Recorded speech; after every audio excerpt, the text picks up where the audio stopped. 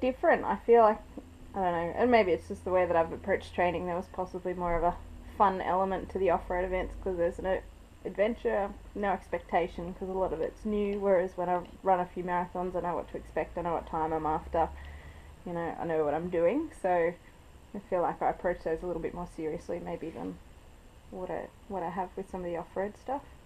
But yeah, it's new stuff, it's good, it's fun. So I've done a lot of rapid ascent events, and my favourite, I think, well, Surf Coast Century, obviously, and the other one that I love is Marysville to Melbourne, and we've done that 3 times now. And I think the community around, well, it might not just be rapid ascent events, but the kind of people that these events attract. People are very community minded generally, and certainly the people that are down the back with us. But even some of the elite sort of people, they just really enjoy being involved in the outdoor activities and the beautiful scenery, and it just seems a little less intimidating than, you know, triathlons and stuff like that where people are very full on. So I think that's the nice part about the rapid ascent events. And also, I mean, the scenery, Marysville to Melbourne, incredible.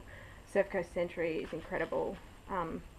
All of the, you know, the adventure race series down at Lawn and other places, just beautiful.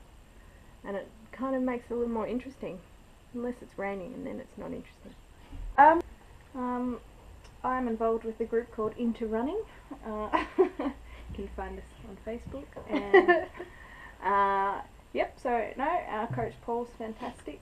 The group caters for a range of different levels of runners, and so the way that the group trainings are set up are so that everyone's involved together, and even if you're running a lot slower, you all feel like you're working as hard as each other. And again, just I guess it feels like a nice little community, so it just kind of gives me some accountability, gives me a reason to get up in the morning and train. Just helps the whole process be more fun. I don't really do a lot of group training. I did a bit of paddling with Vigor Fitness before Marysville to Melbourne, because the potential of me dying was really high. I'm an excellent swimmer, by the way, but not a great paddler. So I've done a little bit of stuff with Vigor Fitness, and they're really incredible down there, and I really should get more involved. And same thing, they're very encouraging, they're very supportive. It's a really fun kind of environment where the people that own the business are really really good fun. They're elite athletes themselves, but they don't kind of take it all extremely seriously in a way. So yeah, it's really nice. I do most of my training on my own. It's probably reflected in my performance. Look, there's no harm in giving it a crack. Worst case scenario, you don't finish, or, you know, race doesn't go to plan as you'd hoped, but it's not going to be the end of the world, so yeah, may as well do it.